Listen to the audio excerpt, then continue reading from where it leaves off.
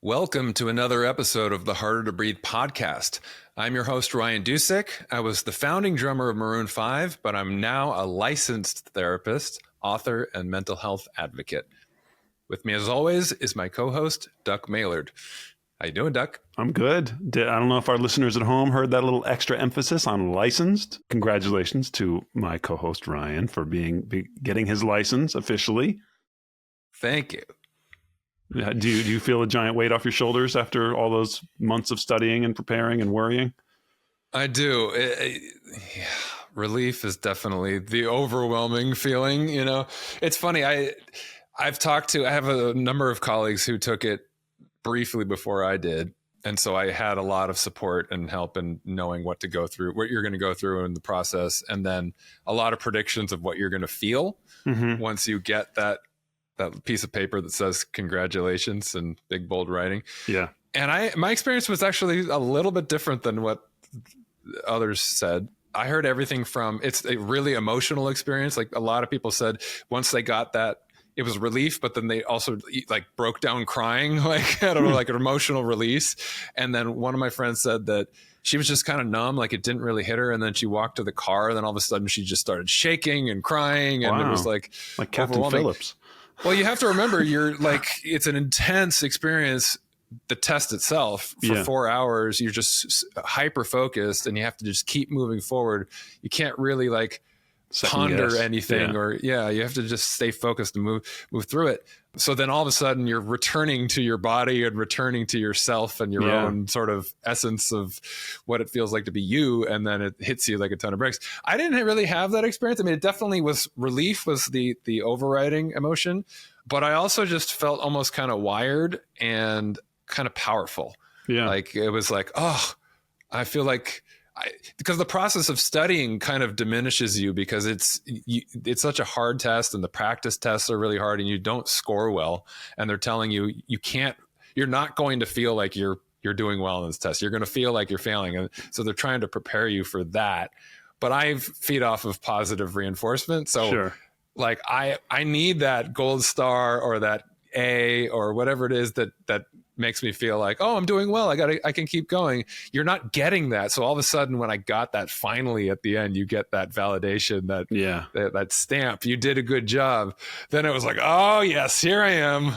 I feel alive again. It's funny because I made the Captain Phillips joke, but it's actually true. Like, when you're in a heightened state, whether it's something exciting and positive, or whether it's really traumatic trauma that you're going through, whether it's shock or whether it's, that fight or flight instinct, when you finally have a second to take a second and breathe, and your body comes down and all those chemicals that are coursing through your veins start to finally dissipate, the adrenaline starts to wear down. There's shaking, there's tears, there's nausea, there's, all those things. So it's a real physical response to an emotional moment. So I could understand all those reactions. I could also understand, it's different for me I always kind of say, one of the difficulties of being an actor is that one day you say, all right, I'm an actor. It's not like you go to law school and you become a lawyer. They hand you a piece of paper. You're a doctor. You're a licensed therapist. You pass the test. You now have the piece of paper. No one gave me a piece of paper other than my degree in trauma, but that what is that worth? So it's very difficult to sort of pinpoint a moment of achievement, unless it's, your first job or your first paycheck. But so I would love to have somebody have me take a test on different forms of acting, and then I pass the test and I am officially a licensed actor. That would feel great. So. Is that why actors place so much emphasis? They say awards? They don't on awards. Maybe. Yeah, that's a good point. I mean, granted, we're all just egomaniacs and we want to be told how good we are, but I think there is something to be said for a tangible acknowledgement of our ability and our trade, that you do it well, so well that we're going to say you're the best one this year. So here you go. So yeah, think of an Oscar as a license to act. It's the ultimate gold star. I mean, we all need that positive reinforcement, and it could be, I mean, a lot of performers obviously get that just from, the roar of the crowd or the sort of the attention that you get. It's like, well, there's a statement that I did something right, that I'm worthy, I'm good enough.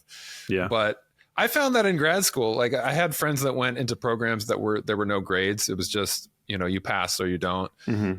And I had a sort of intuitive feeling like that's not going to work for me. Like I need the motivation of, I want that gold star. I want that stamp that says I did a good job. Right. That's a highly motivating thing for me. I don't know if that's good or bad. I mean, I think it's pretty innate. We tend to be motivated by things that it's like, well, if I accomplish this, then, you're going to get some kind of reward, even if it's just an emotional reward or some kind of validation of like, you did a good job.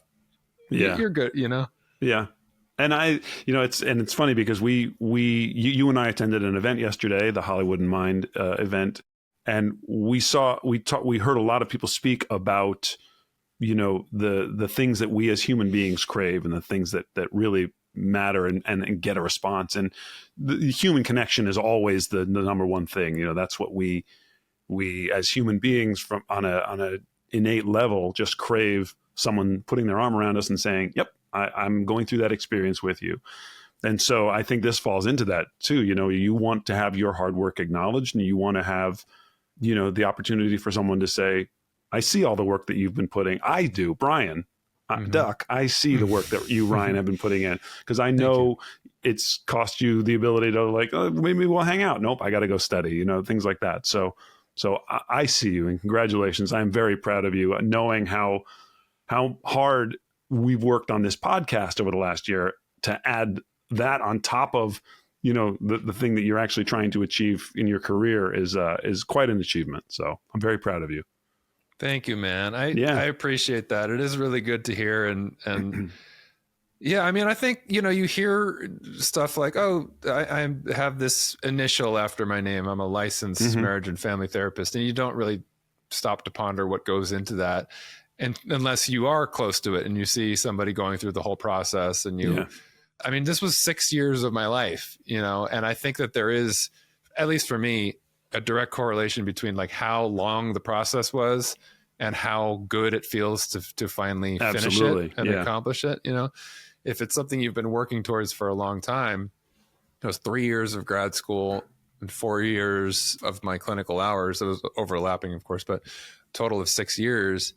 And that final stamp that says you've finished that whole process just seems like such a distant thing. Like I'm never going to get there. It feels like you're never going to get there.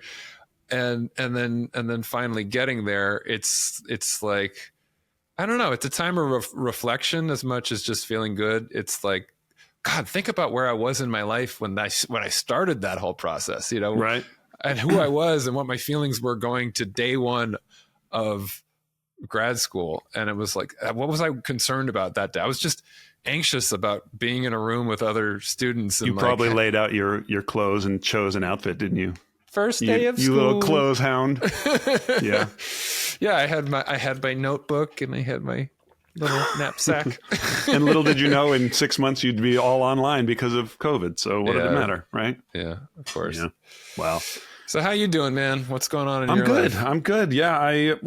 Good. I mean, you know what? That's that response where you just say it without actually thinking, I'm okay. Yeah. I mean, we are all going through the aftermath of the fires here in LA. We are suffering through the fear of the unknown with our country right now. The confirmation hearings and things, and just trying to find the positivity and stuff like that, which actually, it's funny you bring that up, because I wanted to give you not just a shout out for finishing your licensing exam, but also a little stupid thing. Yesterday at our event, you made a joke about me being cheap, and I said, don't say that. And then you did it again, you said it the other day, and then you said it again yesterday, and I said, don't say that. And you apologized. Like you were like, you took it to heart that I said, don't say that. And I just want to point out and give you props for it's a little thing, but like to hearing me. And it really didn't bother me. I wasn't hurt. I am cheap. I've said that myself, which is what you've said, why you felt comfortable making the joke.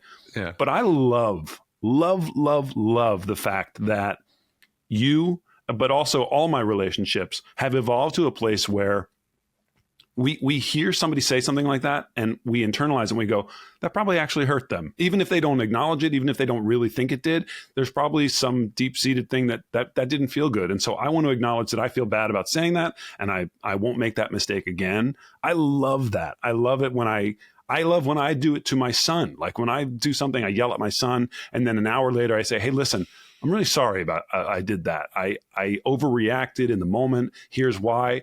And I love that he can hear me and understand and say, okay, Dad, I get it. Because I like to think that 30 years from now, he will remember those moments and say, my dad was always really good about if he flew off the handle or if he made a mistake, that he was big enough to say, oh, I was wrong about that. I didn't realize that. My father is not infallible. And so I just love the fact that we are at a place, some of us in this society today, where specifically two men can acknowledge, I hurt you and I feel bad about that and I apologize, things like that. It means a lot to me. It meant a lot to me in the moment too. So I just wanted to give you some props here on the show for that. Yeah, I'm glad, because it gave me the opportunity to be the bigger man and to apologize. Right. And then for you to thank me on the show, it's just another opportunity. I feel meek and yeah.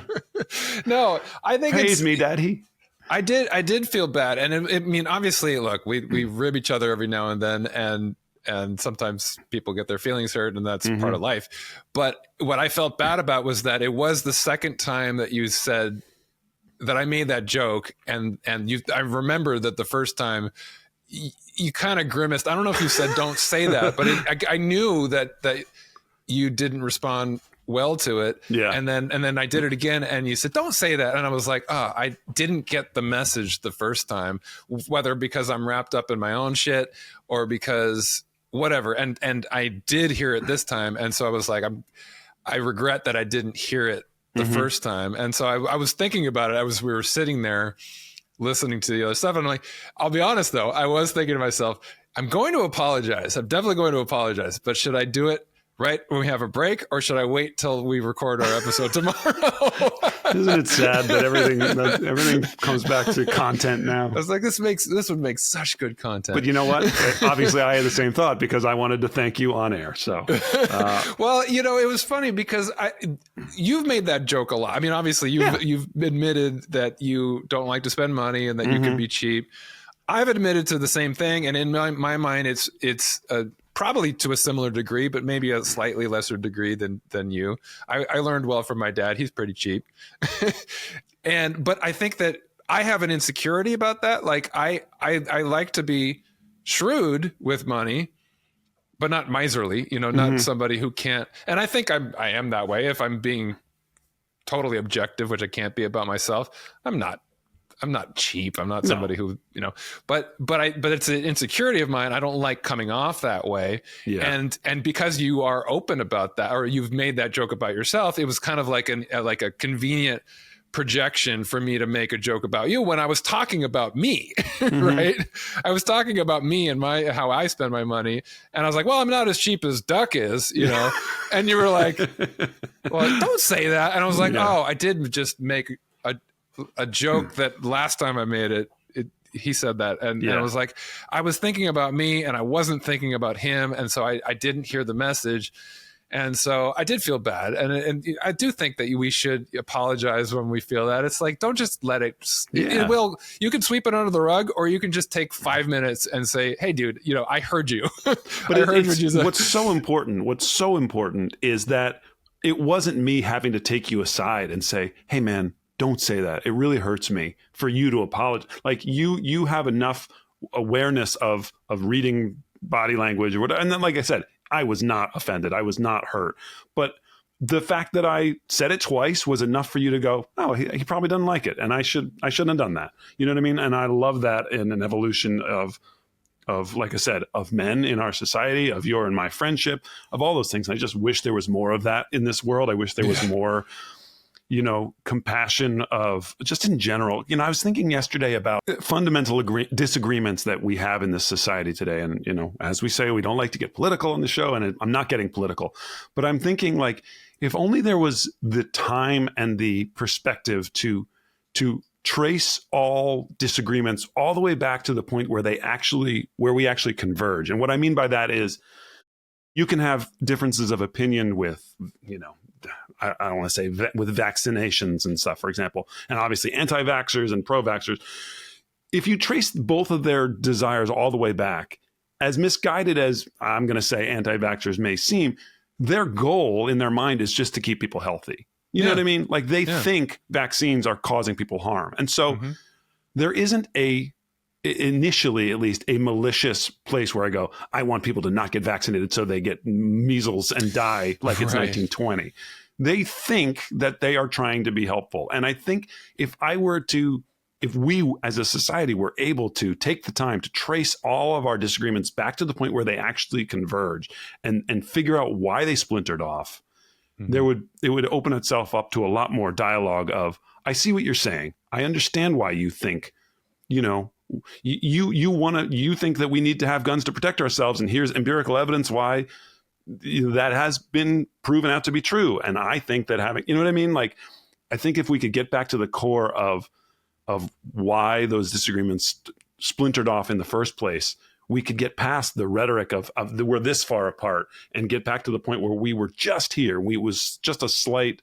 I mean, this is a big conversation or concept to come from you calling me cheap, but it is a big picture issue that it made me think of, that like, man, if just more people had the awareness and the compassion that you had in that moment from just a stupid little thing, to cut off, because who knows if you kept making that joke for 5 years and I blew up at you in 5 years and said, you always call me cheap and I hate it, but that's avoided because you took 2 seconds to clock how I was feeling. And it goes a long way. So those of you at home listening, take the second. If you disagree with somebody or if somebody disagrees with you, try to de-escalate a situation and figure out where you could have made a better choice. And you can probably avoid a lot of conflict.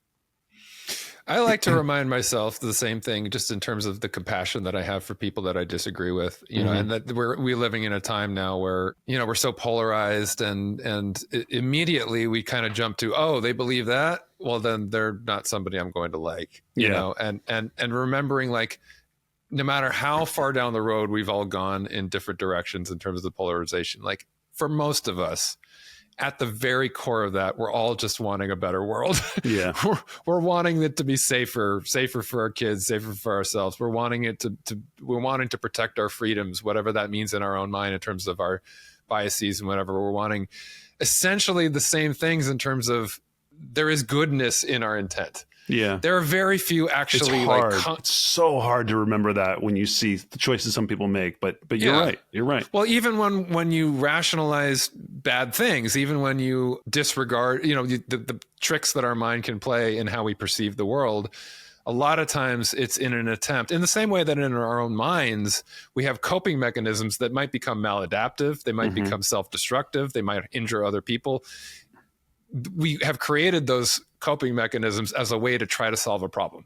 Yeah. Right. And I think that's true societally too. Even if you believe the answer is we're going to blow up the world with bombs and guns, like at the core of that was some intent to make us safe, to make us safe, to protect ourselves, to protect our tribe. There's some goodness in it you can find even in the extreme. Yeah. There's very few people who are purely malicious, sociopathic people that are literally out to get pleasure out of harming other people and to destroy things. And we will let the listeners at home fill in the blank of your own. I'm sure you have an answer for that moment right now, but no, but it's true. Yeah. I mean, if you study this stuff, like the people who actually meet the criteria for those types of personalities that have no conscience and that are literally just like sadistic, is like less than 1% of the population. Most of us at worst are rationalizing bad behavior to try to do what we think is the right thing.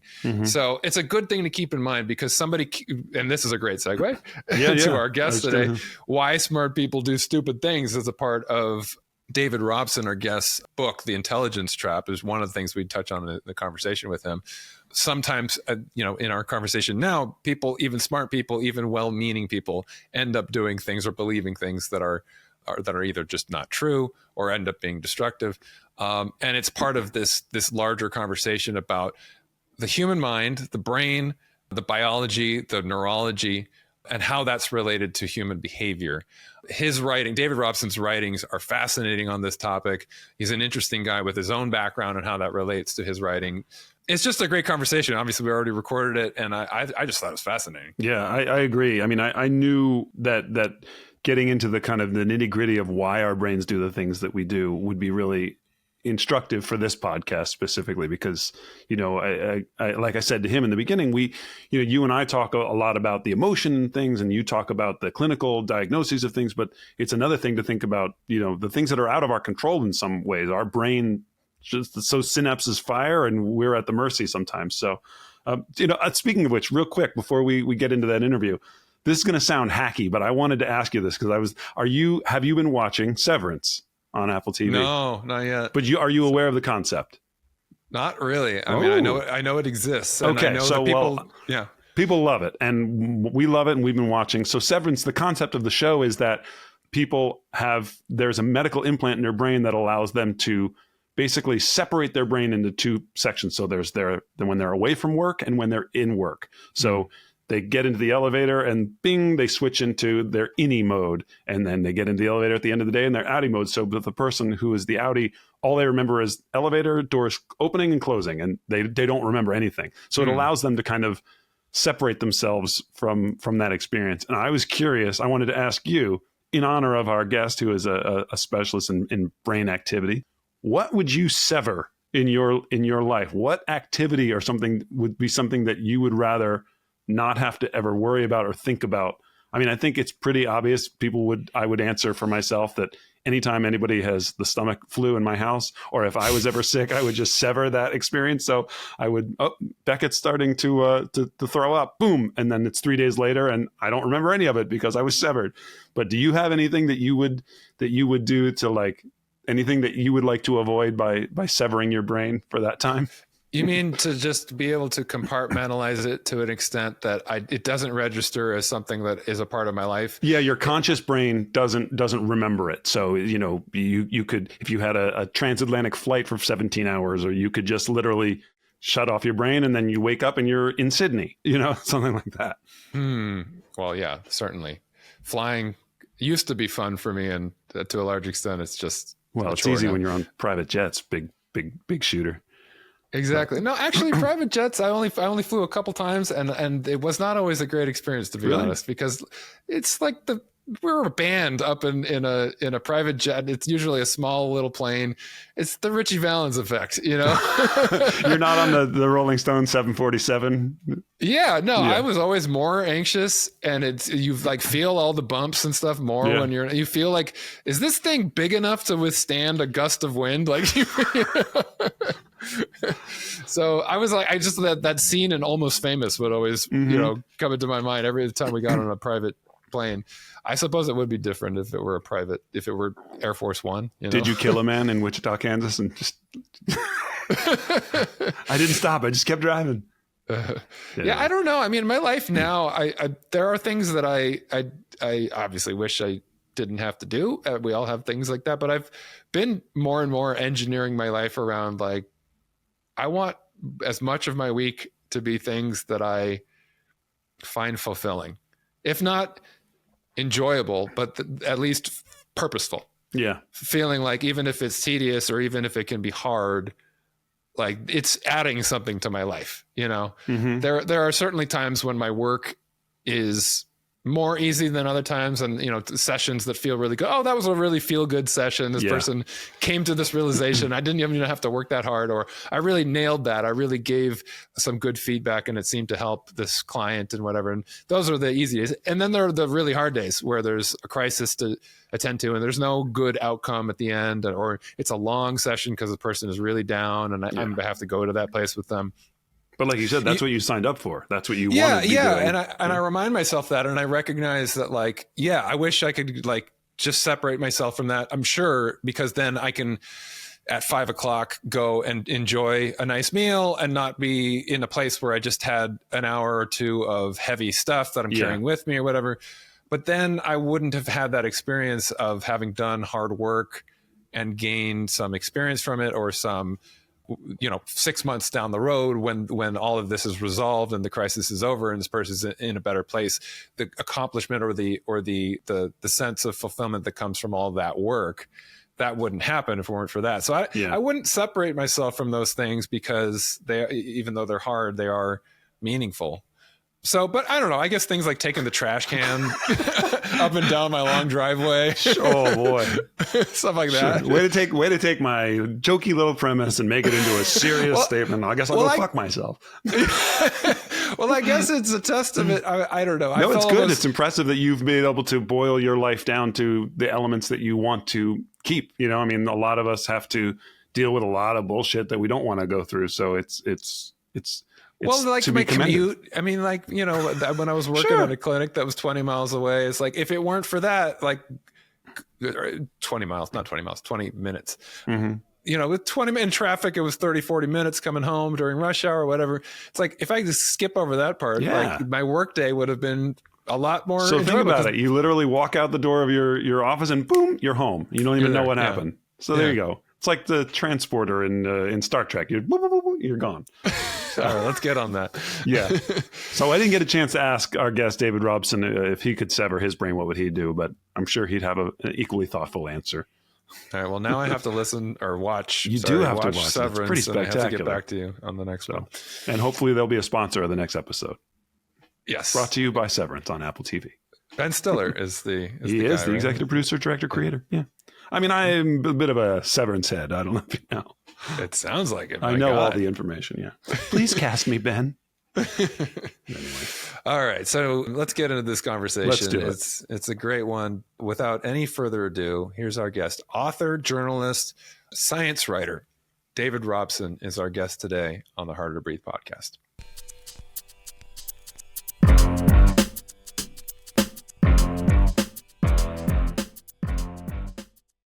David Robson, welcome to Harder to Breathe. Yeah, thanks so much for inviting me. I'm looking forward to it. Yeah, I've been looking forward to this interview for a while, David. You and I have been corresponding for a while, and I even wore my shirt that looks like neural pathways and things, but it's actually just the New York City subway system. Right. But yeah, I've been looking forward to it because for a very kind of specific reason, just in terms of the type of guests that we've had on the show over the last year or so is, we've had a lot of mental health professionals who kind of talk about mental health from a professional standpoint. We have a lot of people who talk about it in real time of their own experience. But you, as someone who specializes in the brain function of anxiety and mental health, I think it's going to be so cool to kind of dive into those neural synapses and things, and the things what's actually happening in our brain when we're having a panic attack and things like that. It'd be very interesting. Yeah, totally. I mean, to be honest, I've seen it kind of from all sides. So yeah, it's something that's very close to my heart. Excellent. So David, you're very accomplished. You write about human behavior from a scientific perspective. You have quite a pedigree, having gone to Cambridge and studied math and quantum physics and things that I probably can't even understand. And you've written 3 books. You've written all these articles for impressive publications. But for the purposes of our show, Harder to Breathe, we always love to get to know the person and what makes them tick. So for starters, I'd just love to hear a little bit more about your background and how you got into the things that you study and write about, and how your background perhaps informs the things that you work on now.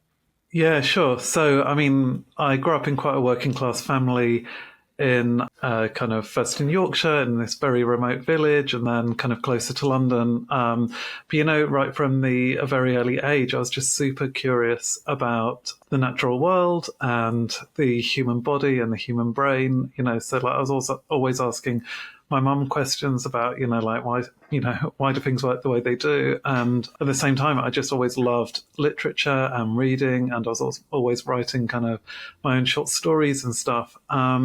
So yeah, I kind of ended up going down the kind of path of mathematics during my degree. But, here in the UK, our education is like super, super specialized very early on.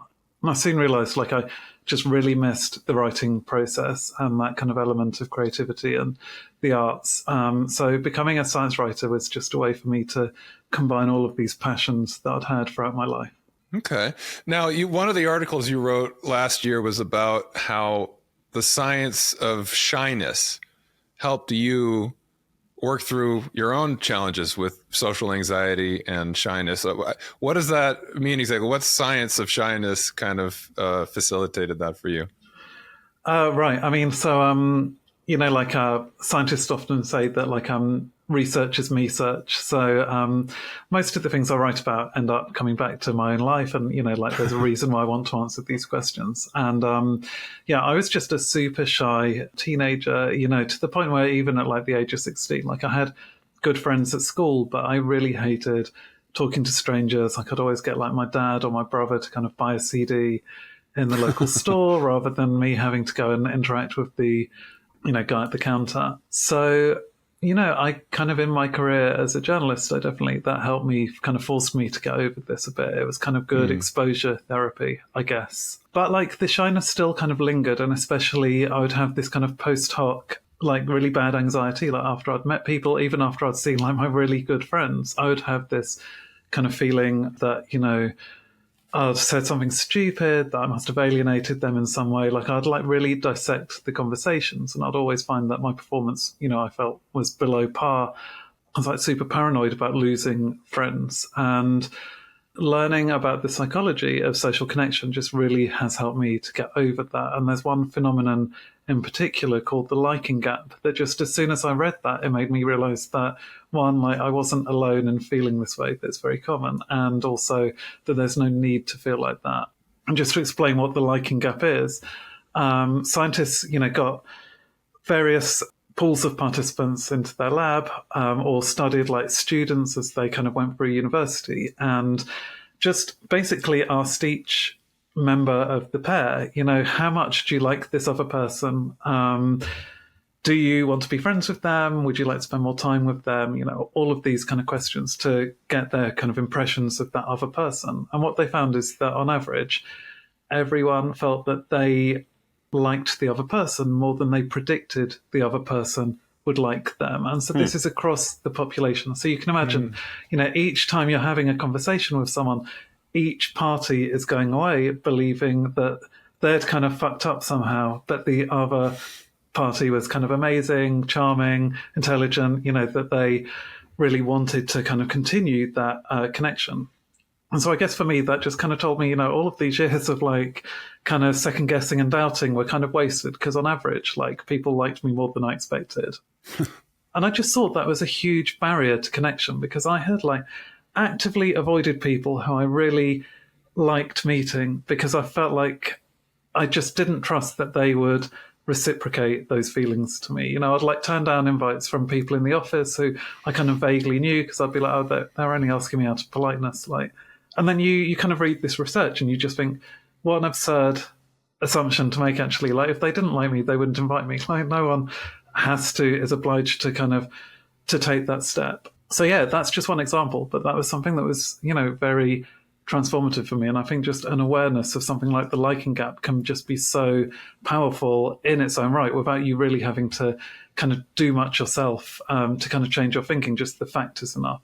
Yeah, we've seen that as a theme on our show a bunch, that we've described it as everyone thinks that they're the lead in their own movie, but and we're so concerned about well, when I walk into the room, everyone's staring at me, or when I say something, the record scratch happens and everyone stops and looks at me. But the truth is, everyone is in their own movie and they're all worrying about their own behavior. And it's nice to have a scientific study that backs that concept up, that don't worry so much. People aren't focused on the little things that you think are the giant faux pas, and that people actually enjoy your company a lot. Ryan and I actually were just at an event yesterday, and we talked about walking into a room like that, and Ryan asked what our feelings were. And I'm a more outgoing guy. I enjoy kind of walking up to a group of strangers, be like, hey, what do you guys do? But I think, Ryan, for you, at least in the past, that had been a very anxiety inducing experience, right?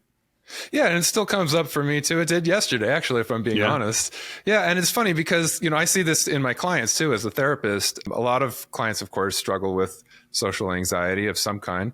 Even people who you would think are relatively extroverted, outgoing, happy people, Yeah. they have anxieties about whether it's public speaking or work events or private personal events, certain contexts in which they just always feel like they're not performing to the, as you said, to the level that you would expect of yourself, or not making the impression they want to make, or just getting very nervous beforehand. And the thing I always say to them is, nobody is criticizing or judging you as much as you are.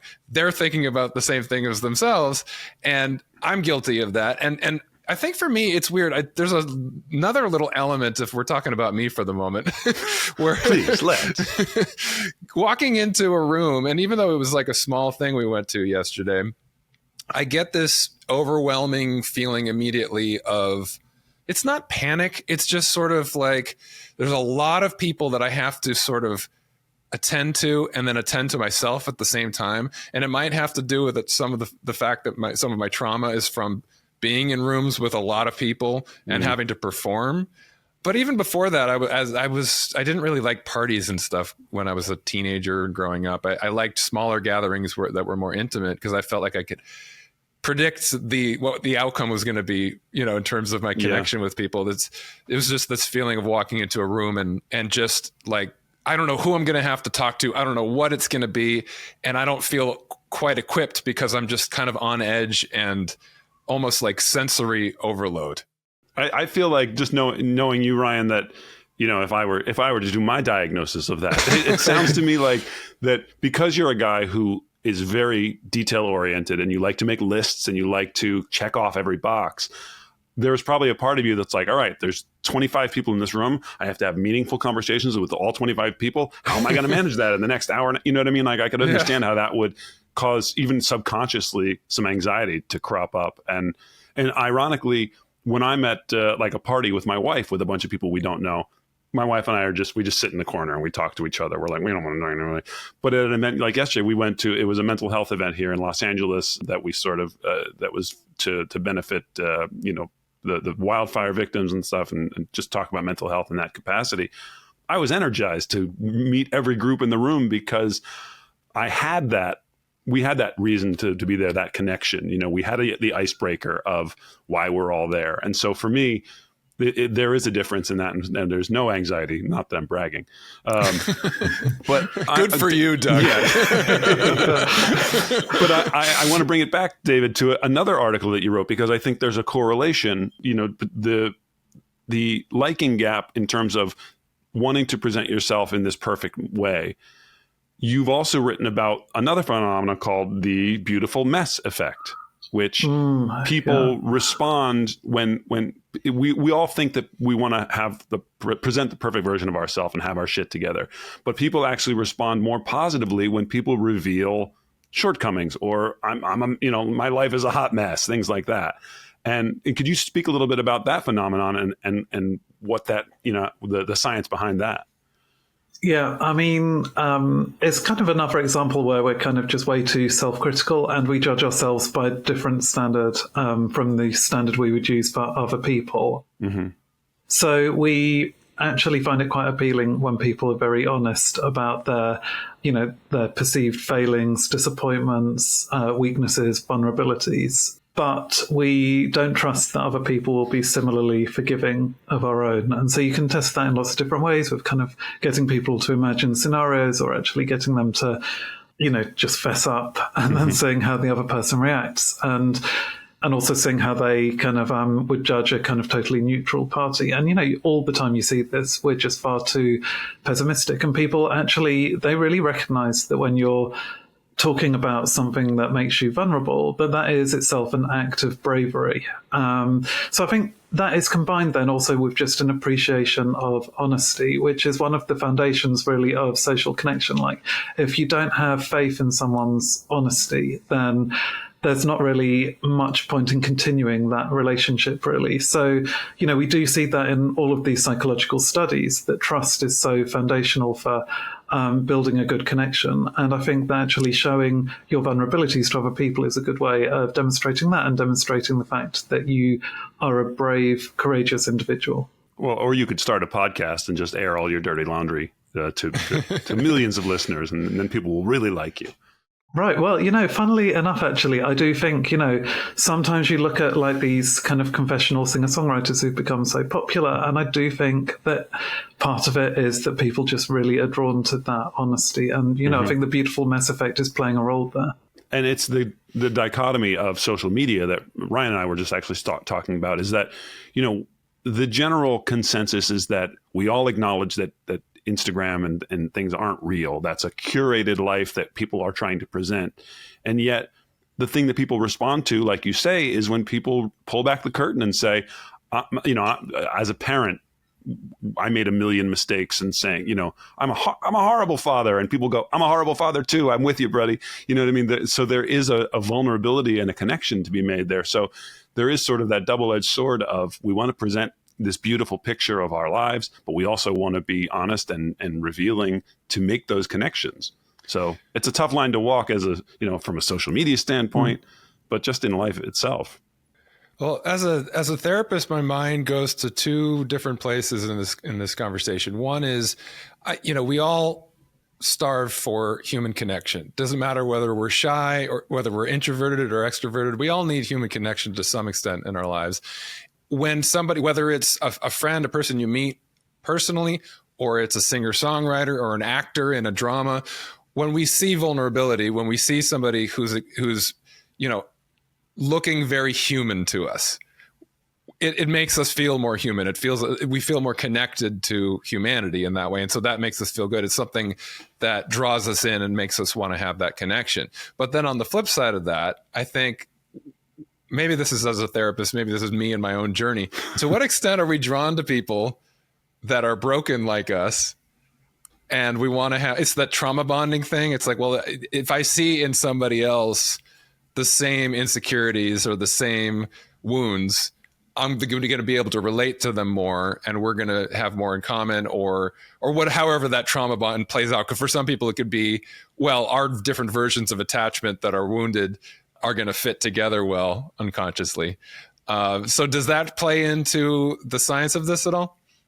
Yeah. So, I mean, I had wondered if that was the case, and I'm sure that does play a part. And I think, it can be an unhealthy thing. It can also be a healthy thing to, recognize that there are other people who've kind of got that suffering, that shared suffering. It's kind of a sign, like you say, of your humanity. And actually, it's one of these things that is one of the kind of core elements of having self-compassion, in fact, is to recognize that you're not alone in your suffering. And so actually our kind of friends can, teach us that. But I had kind of actually reacted quite badly to the idea of the beautiful mess effect to start with, because it's something I really haven't liked myself, is to kind of show vulnerability to other people. Because I kind of was like, well, I don't want them to only like me because, they feel pity for me, or because they can kind of look down on me in some way. But actually, I don't think that is what's driving this fundamentally, because what we also see is the kind of mirror image of the beautiful mess effect, which is that people also really love it when you're totally honest about your successes. So we tend to hide our successes because we think it's going to kind of elicit envy and, jealousy and a negative reaction. Sounds like we're boasting. Right, yeah. No one wants to be a braggart. But actually, people hate it when you hide some good news from them. And then they only find out later that you got that promotion or had this bonus or, had this amazing, book deal or whatever, and that you were keeping it secret. Because that actually looks very paternalistic. And it's like you don't trust them to have like a grown-up emotional reaction. Like I kind of see it as, you're kind of saying like they were this kind of spoilt brat who's going to have a tantrum at your success. And psychologists really now are coming to this understanding that we, rather than envy, what we're more likely to experience is this emotion called Konfelicity or Mitfreude, which is kind of the opposite of Schadenfreude. So it's just the kind of vicarious joy that we have at someone else's happiness. And so when you take that with the beautiful mess effect, I actually think we're just hiding too much of ourselves from other people, the good and the bad, that maybe what we really want to do is to just be more open about all of the emotions that we're going through, when it's appropriate, but just to share more of ourselves. And there is research looking at that specifically, that self-disclosure, good and bad and, ugly, is what really people warm to and connect to. What's that word again? Mich Freude? Mitfreude. Yeah. Mitfreude. Yeah. I'm going to remember that. Well, so Schadenfreude is the experience of taking pleasure in other people's suffering, right? Which I am quite familiar with. So, but I can relate a lot to what you're describing because I've been on both sides of that equation at different times in my life. And for a long period when I was struggling with my own stuff, I hid a lot and really kind of felt like I was hiding who I was and what I was going through from the world to a large extent, both good and bad, because I had had a lot of success as a performer with Maroon 5. And I had a nice home and I had the successes that went with that. But I almost felt kind of embarrassed about that. Like I didn't want to talk about it. I didn't want to talk about my past. I didn't want to, when people would ask questions about that whole world, I would just kind of dismiss it a little bit. And then also I was really struggling because I was depressed and anxious and alcoholic, and I was hiding all that, pretending like everything was fine. And in the process of doing that, I was getting more and more anxious and depressed and more miserable because it was preventing me from connecting from people and therefore preventing me from healing. It was in my recovery, and maybe sometimes I certainly in early recovery, it was oversharing probably, but in talking about this stuff, in sharing my vulnerabilities and my successes, becoming comfortable again. Like, yeah, let me tell you about going to the Grammys. That was quite a great experience. Like both sides of that really brought the sense that I didn't have to hide all this stuff. People wanted to hear about my successes, but also could relate to the pain that I had gone through. And so the book that I wrote, the podcast that we have, the ways in which I talk about these things as a speaker and personally with people has allowed me to move out of that and into a place where I do feel more understood and feel that sense of connection. Right. And that's what I think. It's not just about kind of creating connection to, like, one of the problems one of the concerns I had while I was writing the Laws of Connection was that people would almost see it like how to make friends and influence people. It's like this way of kind of gaming the system to just build lots of like connections that can be useful for you. But what I really think like the research is showing us is that actually we just want that authenticity in those connections. Like we want to feel understood. It's not just about getting people to like you. It's about you feeling that connection that you have with someone is meaningful. And so that dialogue goes both ways. And it's, when we're engaging in this self-disclosure, it's all about, the other person being able to kind of see into your life so they can understand you and for you to feel understood and then you to reciprocate and to provide them with the same respect and understanding. But yeah, I totally think it's, we're kind of scared of being rejected. So we kind of narrow the view of ourselves that we're allowing others to see. But that's only making us feel more alienated. It's actually only pushing others away and making us feel that loneliness more intensely. Well, you provided us with a perfect segue to talk about some of your books because in looking through them, I love the fact that they each kind of approach relationships and they approach the brain in different ways. So you talked about the laws of connection and some of those. Can you expound on a bit and like what are those connections that we seek with people, the mistakes that we make, and how we can improve those connections? Yeah, sure. So I mean, there's 13 laws of connection. That wasn't. I mean, it's quite a nice number to have, but that wasn't deliberate. Like.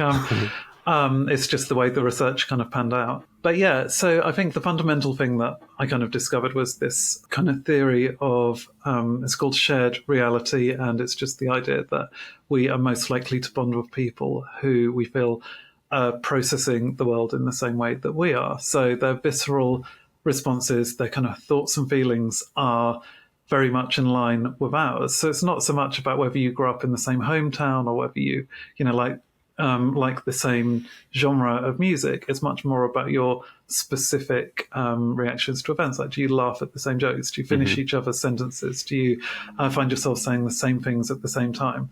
Do you enjoy Schadenfreude the same amount? Exactly. Talking about our emotions in that way. If you're talking about music, it's not just like liking the same kind of style of music. It's also like, do you find the same part of a particular song very moving? The more specific that you are with these details that you share with other people, the more likely you are to have a very strong connection. And so the laws of connection kind of builds on that and asks, well, what are these psychological barriers that are preventing us from building that shared reality with people and forming those authentic relationships. And so the liking gap that we spoke about is one fundamental barrier, I think. And what that showed to me was just that there are people who are literally within like arm's reach, or, you know, they're like standing right in front of you, who you may have this really profound connection with, but you're not allowing that to develop and grow because you have these self-doubts. The beautiful mess effect is another example, in that if we don't trust that we can self-disclose to other people, we're not allowing that shared reality to emerge, because it's only by telling people what's actually going on in your life that they can discover whether they feel the same way or have had similar experiences, and that they can share that with you as well. So that's, you know, the basic kind of premise of the book. You know, I give kind of 13 of these laws, and I just think, you know, each of them was very kind of important for me personally. It's like I learned so much, not just for writing the book, but for my own kind of social life in the process. Well, that's kind of where I was thinking about I wanted to go next, because, you know, you've studied all this stuff, and it's really interesting and helpful. How has it affected your experience? You described being having judgment of self, having self-doubt, expecting others to judge you the same, and being shy and anxious as a result. Understanding this, how has that evolved in your life? Are you in a different place now in your experience of those things?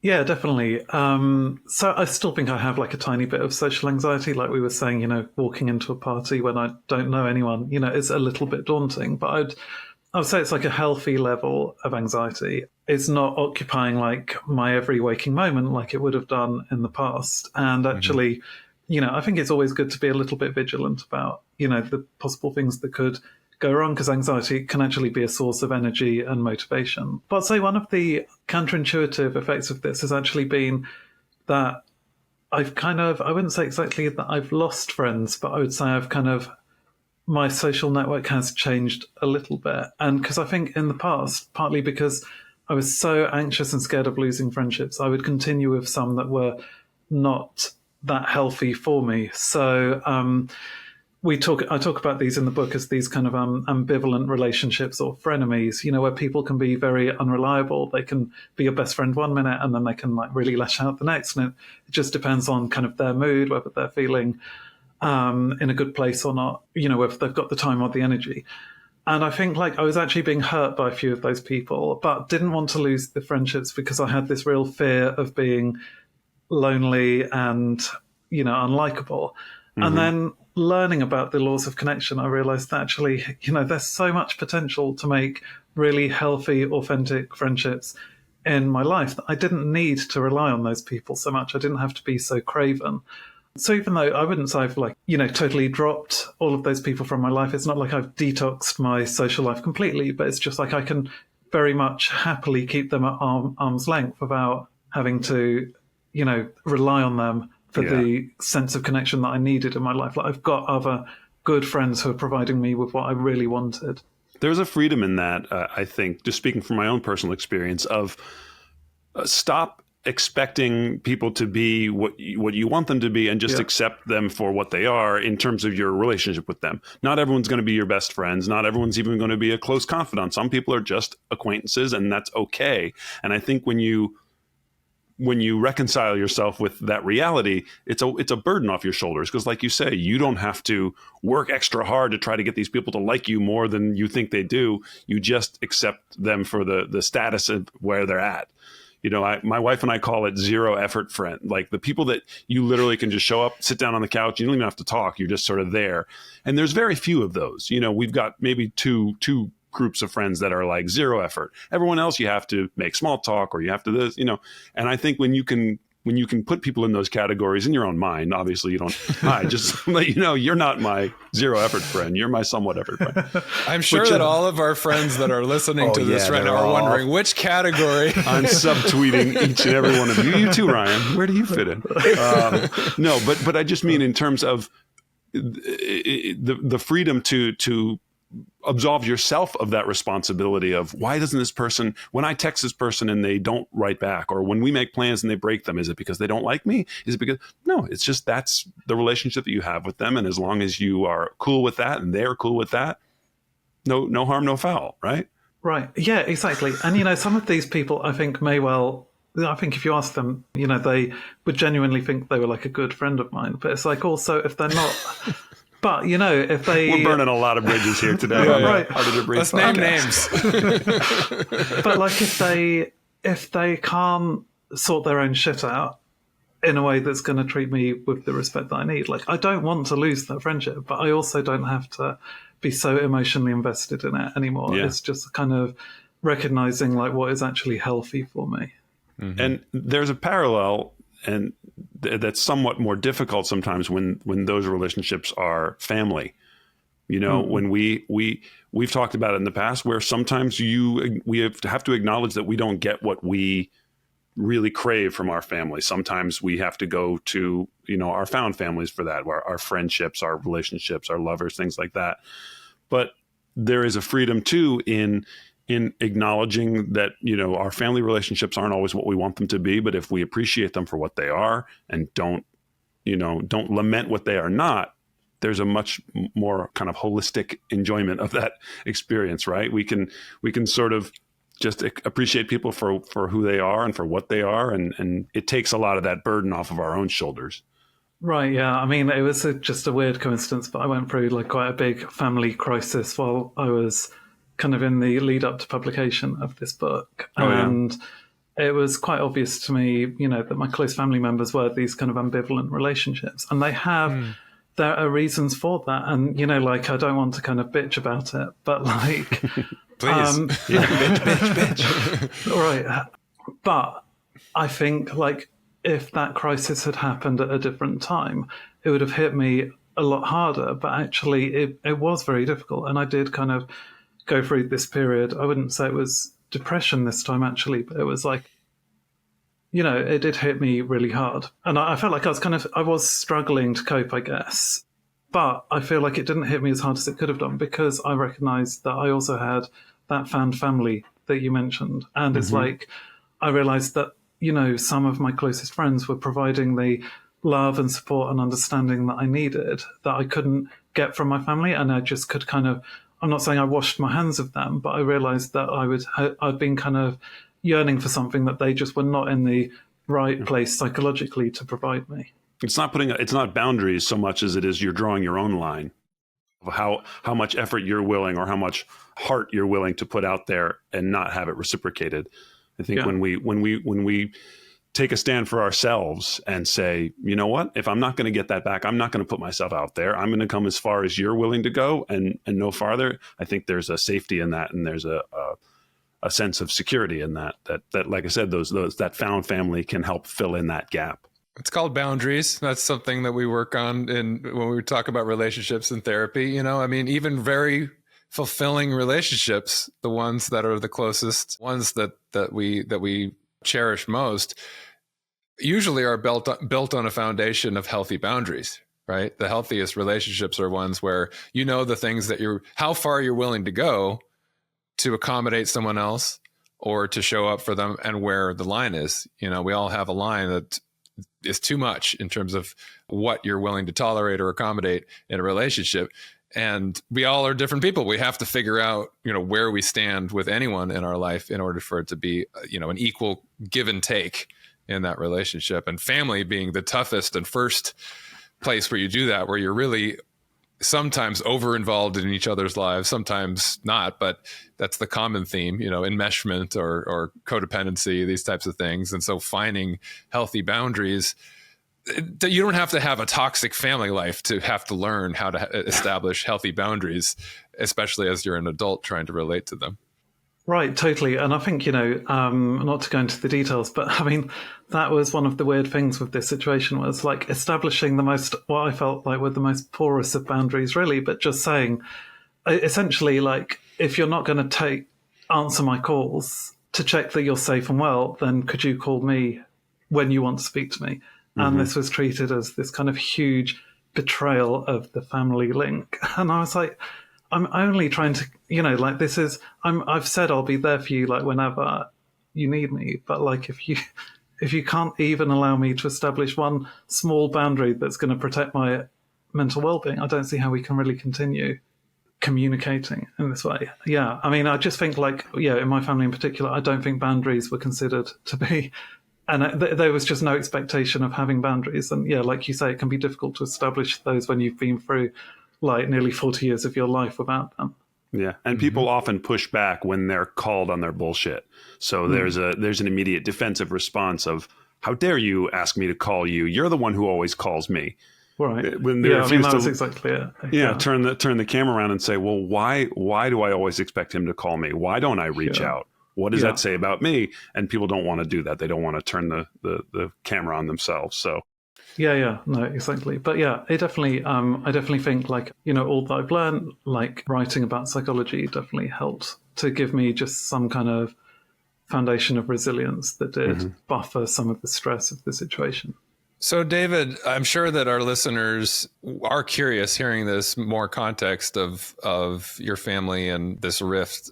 If you're not comfortable talking about it, please don't talk about anything you're not comfortable. But I'd be remiss to not ask you, because of relevance to the things that we're talking about. And these are things that I think, going back to our earlier conversation, people listening can relate to and see humanity in terms of our guests and their willingness to talk about the things that they're struggling through. So to whatever extent you want to give us more context of that story, I'm sure we'd all love to hear it. But again, no pressure. Basically, me and my partner just felt like we were being completely taken for granted by these family members. And that actually is a very, very toxic dynamic within my nuclear family. But I felt like I was being subjected to kind of psychological abuse by proxy. And that's kind of how my friends see it. So, from multiple members, it was like I was expected to be there for support when I was needed. And when I wasn't, I was totally devalued and disrespected. And, like I said, it's like a very complicated dynamic. Of course, but thank you for sharing that. By the way, I think it's one of the things that's the most important of this show. We get into the nuts and bolts of psychology and things like that, but it comes down to those relationships. And I think as you tried to tie a bow on it, you're like, there's love and respect, but there's also the resentment. I mean, that's family. That's like literally the universal experience that we all go through, especially at this point in our lives where we go, maybe that stuff that my parents did wasn't the best choice. Maybe they didn't do it on purpose, but maybe they, in retrospect, as a therapist, as a science writer, as an actor, we realize that maybe those choices had the opportunity to do it again. Maybe we would have made different choices. I think there's a good segue here also because you mentioned some of the themes that came up in the context of this conflict, which was gaslighting and manipulation and some of these things that sound like they're themes in another one of your books, the Intelligence Trap, which talks a bit about why smart people can get caught up in things like scams, cults, conspiracy theories, and why smart people do stupid things. So is that related to this at all? Is there a theme there? Yeah, there is. I mean, some of the family members that I'm talking about have got very deep into conspiracy theories. Mm-hmm. This is what I mean, really, when I'm talking about an alternative reality. So, in the pandemic, they were anti-vaxxers. First of all, they didn't believe that the virus existed. Then that it's just a conspiracy created by Bill Gates. Then that the vaccines are killing people rather than saving them, all of this shit. And that was, we did have a kind of blow up back then as well, because again, it felt like gaslighting. It was like I was having these messages and it was gaslighting, I think, not because they obviously can believe whatever they want, but it was this kind of situation where it's like, if you don't agree with us, you're not part of the family. And it's like, I'm actually a medical journalist who is covering this, looking into the science, in depth, and you're telling me to just kind of abandon my own knowledge just to maintain this relationship. Yeah. So why does that happen? How do people get bamboozled and intelligent people who have gone to college and have learned science suddenly abandon science and suddenly believe what they want to hear to fit their own narrative? How does that happen? Yeah, I mean, so that is the interesting thing about the book, which doesn't go into my family situation at all. But that is, there's so many ways that, general intelligence that would measure with IQ, and education, like higher education, postgraduate education, how all of these things can contribute to what we call motivated reasoning. So that is just where you, ideally, if you're a smart person, you're kind of trying to weigh up evidence very even-handedly. It doesn't matter what your prior beliefs are, you're trying to look at the evidence for its own merits. And with motivated reasoning, we're doing the opposite. We're kind of letting loads of kind of dodgy stuff pass because it supports our point of view, and then we're picking holes in what is actually very convincing evidence to try to find the one reason why it might be wrong. A kind of double bias. Standard. Yeah, exactly. Yeah. So confirmation bias is one example of motivated reasoning. Mm-hmm. And what the psychology shows is that the smarter you are, the easier you might find it to do that. Especially if you are very emotionally attached to a particular way of thinking, a particular worldview. But what can protect us from that is curiosity. So if you have a general curiosity in the world, which can be measured and it's kind of separate from other measures of intelligence like IQ, if you're so curious that you just love finding out new stuff, and you have the critical thinking skills to actually kind of tell what is credible or not, then you're just much less susceptible to motivated reasoning, because even if you find that you've been wrong, that is kind of a reward in its own right, because you're discovering something new about the world. It's kind of updating your beliefs. So curiosity is really important for that. Intellectual humility, which can be studied scientifically. Some people are just much better at calibrating their own knowledge and recognizing all that they don't know. And that helps them to keep this more open-minded approach to information that makes them less susceptible to motivated reasoning and all of the associated biases. There's nothing more satisfying than seeing a person's mind or opinion changed in real time in a conversation, that's civil and that is calm, and where people go, oh, I didn't know that. Now that's changed my opinion. It's very rare, especially in this day and age. We don't see it very much. But when you see it, man, it's such a refreshing change from, nope, this is the way it is, and this is the way I'm only going to see it. Especially when they change to your point of view. That's right. David, is there any particular variable that we see across the spectrum of the people who do tend to fall into those traps? Is there, whether it's social class, whether it's education, whether it's religion, is there anything that you see across that's a study like that says most of the people all have this characteristic that they all share? Yeah, interesting. I don't think kind of background is necessarily the class, income. Mm-hmm. It's not the best predictor. I think lots of people can fall prey to motivated reasoning, that kind of thing. But I think the difference is that if you're highly intelligent and well-educated, you probably have better tools to engage in that. So you are better able to identify, to kind of create these justifications for your beliefs. So you have someone like, one of the examples I use in the book is someone like Arthur Conan Doyle, who, is a medical doctor, wrote the Sherlock Holmes book. He knew a lot about logical deduction, but he also believed in these crazy, not conspiracy theories, but spiritual beliefs, but literally spiritualism, mediums, not religion as much as going to talk to they were cults basically. Talk to paying people huge amounts of money so he could talk to the dead, that kind of thing. Or these schoolgirls had literally just cut out pictures of fairies from their picture books, pin them together and stuck them on trees at the end of their garden and took this photo of it. Is the Cottingley fairies scandal. I've seen that story. Yeah, and he absolutely was convinced by it. He defended them in all of the press, because it kind of fitted with his idea that there was this kind of spiritual realm that was just beyond the kind of perception of human beings.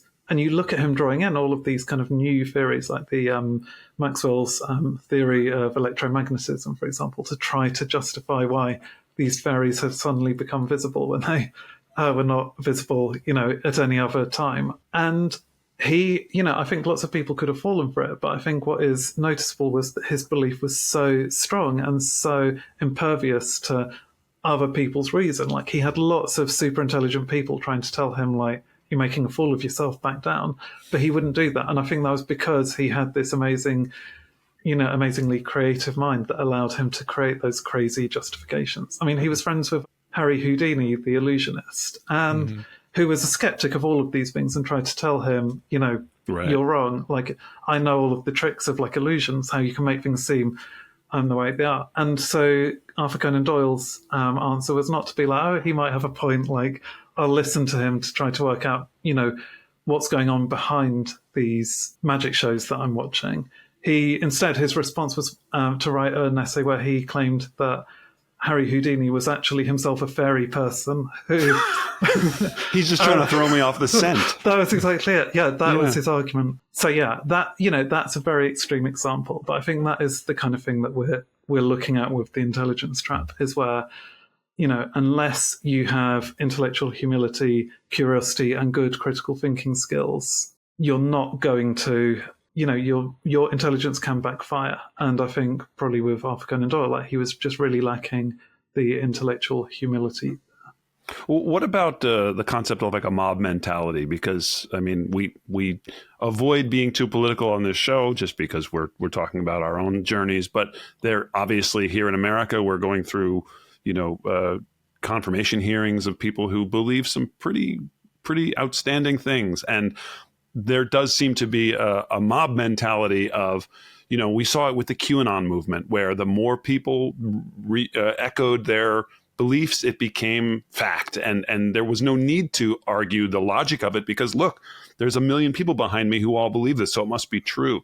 Is there an element of that in larger, I don't want to say conspiracies, but in just larger wrongly held beliefs where just because I see my neighbors believe it, or I see my social group believe it, or I see my family believe it, that it's just easier to convince yourself that it must be true?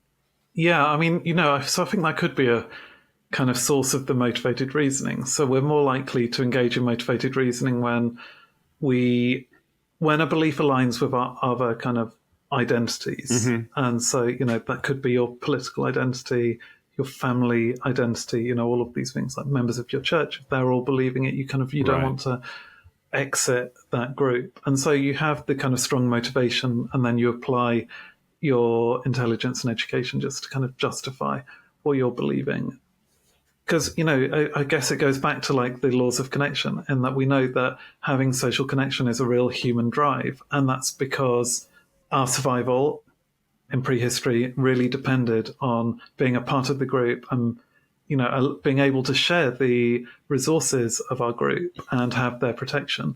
And so if you find that you're the lone person in all of your social network who... You're kicked out of the cave and you're going to have to hunt the saber-toothed tiger on your own. Right, we have this real instinct to avoid that. So I do think that's, you combine that with the intelligence trap, and what you get is some of these very odd beliefs that just don't seem to match up to the evidence that would be accepted by other people who are generally neutral. So, like, one of the ways you can try to avoid the intelligence trap is to try to consider, well, what would someone who's totally out of this social situation, what would someone in Iceland think about this American politician? They're not going to be affected by it personally. They're probably not, their social circle does not kind of depend on their allegiance to this. How would they view the evidence? And actually just performing that, we call it psychological distancing. And, it's a kind of imaginative exercise, can actually help to temper some of our own biases. It's a good thing you picked Iceland and not Greenland, because Greenland does have opinions, because they're about to be annexed and taken over by the United States.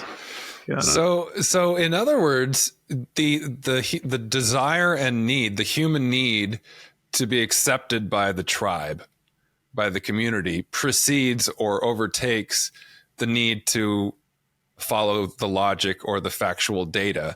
We have such an innate, literal evolutionary need to be accepted and embraced and supported by our community that we're willing to prioritize that in our reasoning above what the data set actually tells us is true.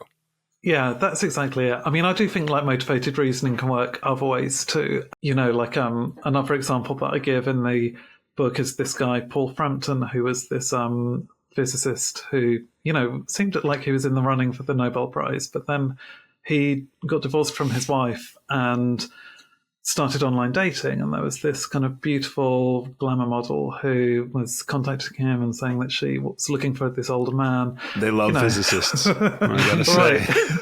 It's not inconceivable, but like his friends definitely, they had like lots of warning, they were raising the alarm that maybe this isn't what it seems.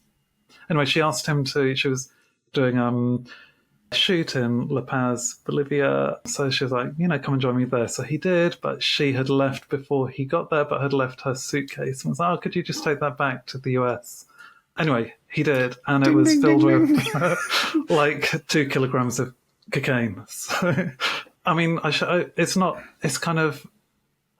funny in a way, but I do. I mean, it's not really. Yeah, I don't know. Yeah, I feel bad.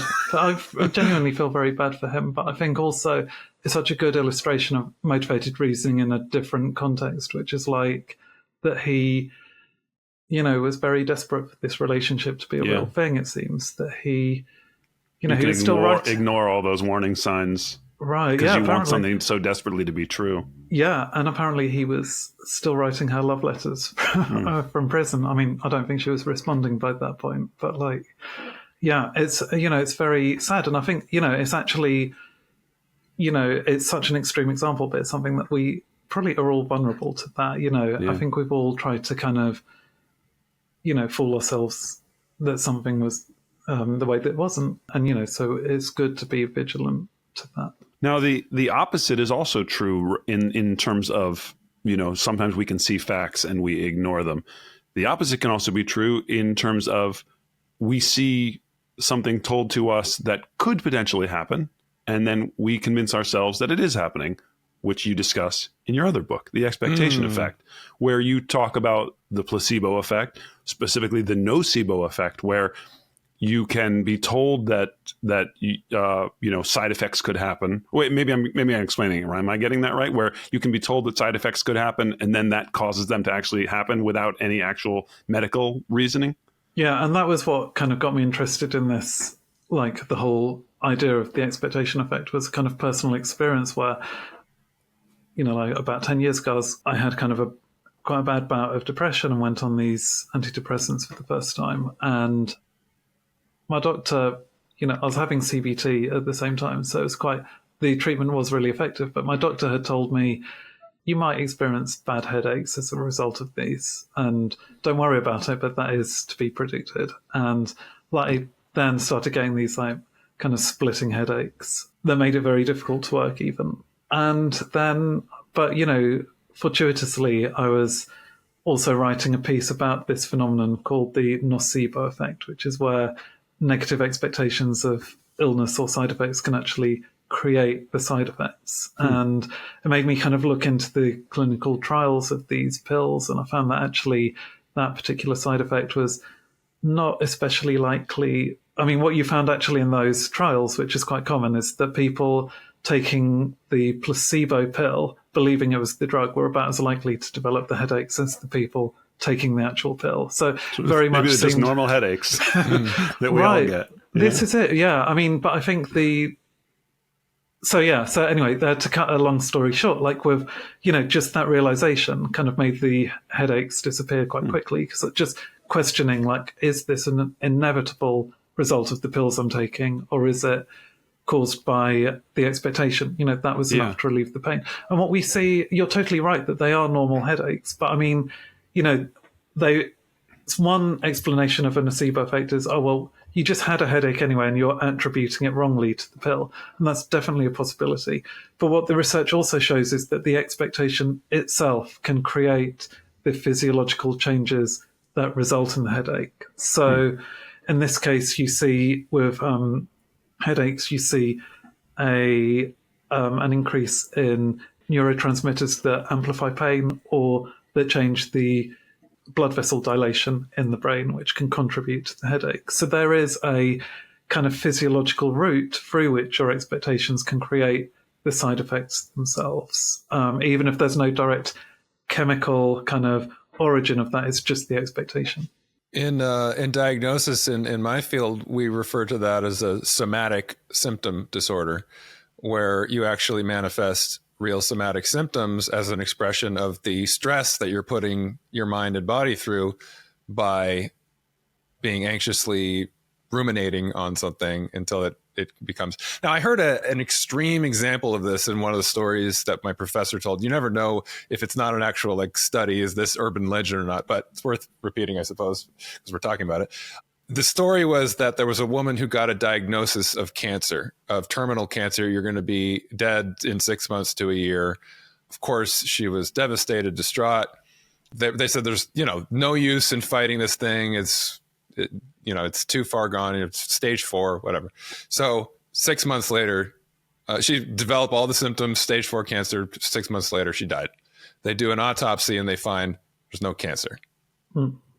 And just being told you're dying of cancer actually manifested all of these symptoms and eventually her death. I don't know if that's urban legend or if that's something that really happened, but it's an example of how powerful our mind is in terms of, because those things do really happen. You hear about, like, for instance, hysterical blindness, people going blind temporarily, sometimes just because of the level of trauma.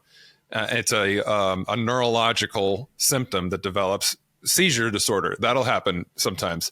I think I suffer from a mild version of that, specifically with travel. I don't get motion sickness at all. I've been on boats, planes, cars, everything. I never get motion sick. But David, you don't know, but I have a phobia of throwing up. It's sort of a through line of the show.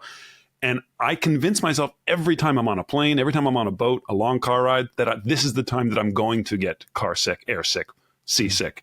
And so I have to battle. I'm feeling nauseous, but I know I'm not seasick. I'm just convincing myself that I'm going to. So I think it's a little bit of both of what you're talking about, in terms of the symptoms are created because I'm expecting them to be there, even though I have trial and error evidence that they don't, Yeah, so I suffer from it a bit. Yeah, totally. I mean, everyone does. And that's what I feel like I discovered with the expectation effect, is that the brain is just acting as this prediction machine. It's just part of the way it's processing the world. It's preempting, what's going to happen to you, like the challenges or rewards or threats that you're going to be facing, in the next few seconds, the next few minutes, the next few days. And then it's adjusting your physiology accordingly. That's how the placebo effect works often, like with painkillers. If it thinks you're going to receive like an opioid medication, the brain actually starts to kind of create its own endogenous opioids to kind of help it along a bit. If it thinks it's under threat and it's going to experience pain, it starts releasing this chemical called CCK, this neurotransmitter that amplifies those signals, because if it's in danger, like, you really need to know when that pain is coming and, to be able to respond to it. It can do things like change levels of inflammation. So if you're expecting to be sick, like, it can raise the inflammation to help to fight a bacterial infection, for example. It can change things in your gut. So, it can control like how quickly like food is moving through your gut, like whether you feel that nausea. Because if you've ingested a pathogen and you need to expel it, well, it might as well start, like making you sick like sooner rather than later, before the infection has a time to take hold. Which is why if you've eaten a meal and you see someone else be violently sick, then you're more likely to yourself, even if you haven't actually got the bacterial infection. It's just because the body is kind of protecting itself from the possibility. So it was really important for our survival, but obviously it can backfire in lots of ways. And like the functional neurological disorders, like you were describing, like the kind of blindness that can occur, that is just one end of this spectrum, but like we are all vulnerable. And one of the things that really drives me wild is when people talk about psychosomatic symptoms as if they're not real, but actually we know, they're real. Like someone who's blind because of this is not faking the blindness. They're not malingering. Like they literally can't see because it's affected their brain's processing of the visual information to such an extent that they aren't conscious of what they're seeing. So, in the same way that we talk about mental illness much more openly now, like depression, anxiety, those kinds of disorders, I think we should also be much more open to the fact that sometimes what's going on in the brain can be affecting the body. And there's no shame in that. Like, I don't feel any shame for having those psychosomatic headaches, because I know that they were kind of indistinguishable from any other headache that I'd had. Like the pain was totally real. It's just the origin was slightly different from what I'd expected. You said a really important thing right there. You said that you don't feel shame about that, because I feel shame when my anxiety manifests in nausea. I feel shame that I'm letting my wife down, that I can't help around the house because I feel sick. I feel shame because there's nothing wrong with me, quote unquote, and I can't work, or I can't do something because I feel sick. And you know what I mean? That's a big part of that, of absolving yourself of that shame, because it is a real feeling. Even if there is no bacterial infection in my gut, I still feel that way, and my body is forcing me to deal with it. So I just want to, I just bumped on that, because I do recognize that I feel shame in those moments. I feel shame not when talking about it. I'm very open and honest about it, but in those moments, I feel a lot of shame, mostly because I'm letting other people down. But I think just what you said takes a little bit of that off my shoulders by saying that a lot of, not a lot, but some of it is out of my control. Some of it is my body just trying to protect me and saying, there's something that's making you feel uncomfortable, and we're sending the first wave of defenses to you to say, you feel uncomfortable about this, so here, feel nauseous for a while. Right, yeah, exactly. And I feel like, you can try to change your mindset, or kind of go through like cognitive reappraisal, reframing that might help you to get over those symptoms. But the fact that you are able to do that doesn't mean that the symptoms, when you were experiencing them, were any less real. Right. It's just another form of treatment, in the way that you might also take a pill to kind of stop the nausea too. The origin of the symptoms should not be the cause of the shame or the stigma. And the fact that you can treat it shouldn't make you feel there was less of a problem when you were actually going through that. Trust me, I'd love to treat it. Give me all the pills. If it's going to make me not feel sick, I'm down. So, well, I'll relate to you, Duck, on that, and support you a bit, because as you know from my story, the psychological aspect of the difficulties I had physically was a major element of that. And to this day, I don't know to what extent it was something that was beyond my control and was a purely organic physical thing, and how much of it was somatic symptoms that were created by my own anxieties and my own self-doubt, and sort of the manifestation of worrying that was what the outcome was going to be. And so, it becoming a self-fulfilling prophecy that my body was shutting down and not allowing me to perform anymore. And of course, there was deep shame about that, because it's one thing, it'd be terrible if I'd had an accident, and my arm was cut off, or I lost the ability to coordinate things because I had a tumor in my brain. And that would be a terrible thing to have to go through. But at least there'd be a reason why it was happening that was outside of my control. Inside, I felt like I'm doing this to myself. Therefore, that means there's something wrong with me, not there's something wrong with my body. There's something wrong with this brain and this being who is manifesting this inability. And so I went through a long time of blaming myself and judging myself for that, as opposed to putting it in the context that you're describing, David, where it's like, this is no different than any other disease or any other thing. That where it comes from doesn't matter. Our body is just trying to work through the stresses that it's going through. And that's one way in which your neurology tries to cope with a stressor.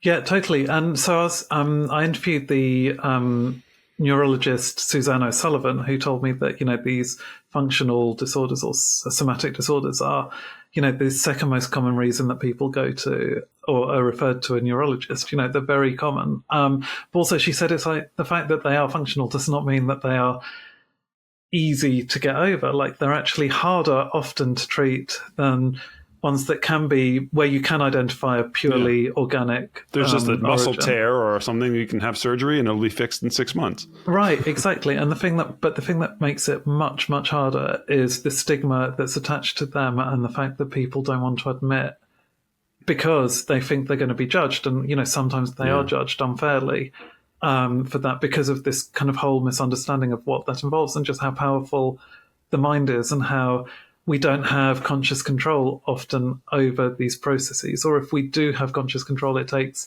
a lot of therapy and hard work to overcome it. But it's not something that you can't just click your fingers and suddenly make it better. Like, I was really lucky with my headaches, and I think it's partly because they hadn't progressed for too long that I was able to just, switch very quickly. But that is not something that we can just expect to happen, in the vast majority of cases with these problems. And it's a whole nother conversation, but there's something to be said for, what I go through, the shame that I experience of letting my wife and my son down is different than what Ryan experienced letting millions of Maroon 5 fans down. Or totally. An athlete, for example, I'm a big sports fan, and there are some athletes, who have knee surgery and they're out for the season. Nobody blinks an eye. But if someone takes a mental health break and the fans are on them, you're stealing money from the organization. You just don't love the game. And people are going through some real hard things, but because there's not a tangible injury that people can see, people are much less understanding and a lot less compassionate. And so again, I think that's a whole nother conversation for when we have, a high level athlete on to talk about what it's like to have an arena full of people screaming at you because you're not playing. But no, I felt like that with Simone Biles when she pulled out for a mental health break. And it's like, what do you honestly, like the critics, I felt like, what do you honestly think it's better for her to just push herself so far that she has a serious physical injury because she's not in the right mental space to be performing her gymnastics? It's absurd to me that we still have those kinds of criticisms in the 21st century. Well, that's what we're trying to break through, that stigma on a show like this. We're trying to have those conversations, so to raise awareness that it's an issue that, that affects every single one of us. So, David, I want to be respectful of your time. I see that we're well over the hour. Do you have to run, or can we ask you one more question? Or are you? Yeah, no, feel free. Because we didn't say. I think, David, you have the distinction of being our first international guest. Oh, really? You're over in the UK right now, so I don't know. It's midnight over there or something. You're already it's only ready like for bed. 7:30. It's quite early. Yeah. Well, then let's party. All right. So the last thing I would love to touch on, just because I can relate to where you're at in a similar context, we both had a fear of public speaking, and I know that you do that now, and that you've grown to embrace it and enjoy that process. And I'm just curious, for you, having been shy and had some of those issues, and getting to a place where in the promotion of your books you've been doing public speaking, and what that process was like for you to get over that anxiety, if there was, and where you're at with that now. Yeah, I mean, it was I would say I was the anxiety was pretty bad at the start, to be honest. Like, it was really one of those things where I felt like I'm not sure I can endure this, and I did. But it was writing The Expectation Effect that really helped me with that, in that I came across this research looking at the stress mindset. So, we've spoken about nocebo effects and placebo effects, but actually our expectations can shape lots of other areas of our lives. And one of them is how we respond to stress. So you can see stress as being something that's quite energizing and enhancing, which is biologically possible and correct. We know that we evolved the stress response to help us to confront challenges. And it wasn't just the kind of fight or flight response. It was also, we have gradations of a stress response that would have helped us with hunting, for example. Just being able to maintain our endurance for long enough to catch that amazing meal that we were going to have. Or we can see stress as being like this sign of failure, something that is inherently debilitating, that it's evidence that we're not up to the job and that we're just going to kind of collapse. And the research shows, both are true and both can be self-fulfilling prophecies. So if you change your mindset from a debilitating mindset to this stress-enhancing mindset, you actually see a whole host of improvements in your psychology, the way you cope with things, but also in your physiology. So it actually helps you to develop a more constructive hormonal response, for example. So you have high levels of the stress hormone cortisol, but also you have these other anabolic hormones that can help to allay some of the damage that would come from the high levels of cortisol. So it's really the ratio that matters. You can see in the way your heart responds, it's like you do have a higher pulse rate, but you also have more dilated arteries that allow the blood to flow more easily through your body. So it's not putting so much strain on your heart. So all of this comes from your mindset. And what I realized with public speaking was that I'd always had the stress is debilitating mindset, but actually I could start to see my stress as something that was helping me to kind of get energized and ready for the public speaking, and also just to recognize the meaning of the stress. And it was that I didn't want, I was feeling stressed because it mattered to me. And that was really important for me to recognize, was that I wasn't being forced to do this. My publishers would have been quite okay, actually, if I just said I'm not doing public speaking. But I was doing it because I wanted to take on this new challenge and to spread this message of the books that I'd been researching. So there was a positive meaning behind the stress that I just had been completely ignoring. And I wouldn't say it was it definitely wasn't one of these things that just worked a miracle overnight, but it was each performance that I gave just became a little bit more comfortable for me, a little bit more rewarding. And I absolutely would not say now that I a slick, charismatic public speaker, and I never will be. And I've kind of made peace with that because that is just not something that's never been my ambition anyway. And, I'm using the public talks to communicate my writing. It's not a means, it's not an end in itself. But what I would say is that, I enjoyed the process now. So I love the chance to kind of chat to the readers afterwards, to kind of have those exchanges. And that, I do feel like that's been a complete transformation. In the past, it would have been something that I would have dreaded for months before doing an event, to now, feeling quite excited about the prospect of meeting all of these people. It's just, so it's literally, just a change in mindset of saying, okay, here come these feelings. And rather than responding to them with a sense of, here's fear, allowing that to be okay, that means I'm locking in. That means I'm excited about this thing I'm about to do, and embrace it a little bit. Right. Yeah, exactly. Yeah. That's it. Recognizing that, when my pulse is racing, it's pumping oxygen to my brain, which, so I can focus. That was right. Exactly. Yeah. So it really was transformative. Well, it's interesting to put it in the context of the expectation effect, because I think, I chalked it up to basically the more you do something, the better you get at it. You get more comfortable. You're not as anxious because you've done it. And so that's kind of the way we think of anything that we are anxious about. It's just do it enough and it becomes second nature.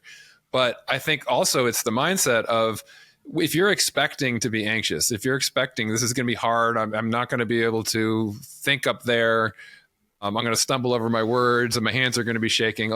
Those things are probably pretty likely to happen because you're ruminating on that. Your brain is in that place and you will most likely manifest those things, right?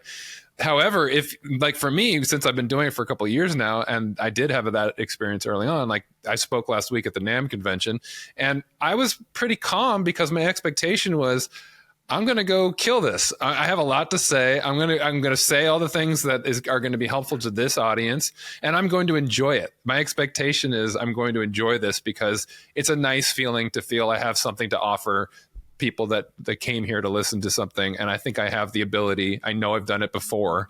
So the expectation is it's going to be similar or better than it was before. So some of it, it's hard to, separate those out. But some of it is just getting comfortable with the experience of it. But some of it also is the mindset that shifts as a result of that to one of expecting a positive outcome, not just in terms of performance, but for me and how I'm going to experience it. Yeah, that's totally how I see this. And I do find it interesting that you say about, it's a skill that you can practice and learn, which I think is a separate mindset, actually. That is like a growth mindset. Whereas you could have a fixed mindset where you'd just be either you are a good public speaker or you're not, and you're never going to improve. But actually recognizing that there can be this incremental improvement and you can build on each success. So, my second talk was a little bit better than my first, even if it wasn't perfect. That is really important, I think, for us to recognize. And what the recent research shows us about mindset is that actually you can have this synergistic mindset, which is the combination of the growth mindset with the stress is enhancing mindset. And what that allows you to do is to make those incremental progressions and to cope with the stress that it's creating along the way. Because anytime we push ourselves out of our comfort zone, it is creating stress, but the stress is kind of the catalyst for our learning. And so that's really how I see this is we don't have to have that kind of ultimately super high standards straight away as soon as we try something new and expect it to go perfectly. We can recognize that there's, small steps can ultimately take you very far if you just take them one at a time. So cool. David, thank you so much for being here today. I can speak for Ryan and say that this has been incredibly illuminating. It's great to kind of get into the nuts and bolts of what's happening inside our bodies and our brains when things go haywire. For listeners and viewers, please check out David's books, The Intelligence Trap, The Expectation Effect, The Laws of Connection. David, anything else on the horizon for you coming up? Any new books, any new projects? Yeah, so I mean, I have this new Substack actually that I've only just begun this year called 60 Second Psychology. And the idea is it comes out once a week and it's just giving like a real bite-sized chunk of knowledge on, small things we can do to improve our well-being, productivity, news you can use, but based on good science. Excellent. How can people find that? Because I'm not up on Substack. I'm such a Luddite these days. Yeah, I think, searching on Substack for my name, David Robson, should probably the easiest way. Okay, good. Yeah, I can't remember my handle, but yeah, I'm sure I'll come up if you search for that. Yeah. Well, if people are interested, I'm sure they'll be able to track you down. Yeah, and there's my website as well, www.davidrobson.me, that does have links to that and all of my socials and stuff. Excellent. All right. Well, thank you so much again. David Robson, what a fascinating conversation here on the Harder to Breathe podcast. Tune in every Tuesday for new episodes. We'll just keep making them if you keep coming back. Well, thank you again to our guest, David Robson. We'll see you next week right here on the Harder to Breathe podcast.